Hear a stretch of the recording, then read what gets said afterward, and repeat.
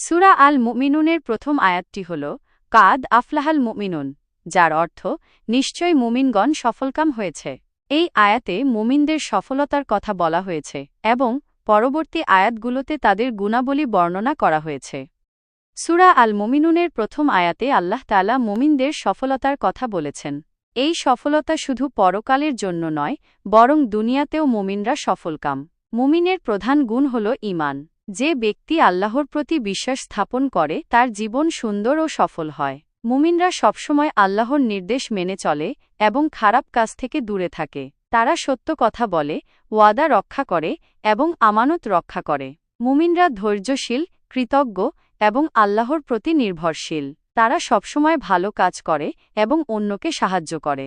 মুমিনরা কখনো হতাশ হয় না, বরং আল্লাহর রহমতের আশা রাখে। তারা দুনিয়ার জীবনে সুখী এবং পরকালে জান্নাত লাভ করে।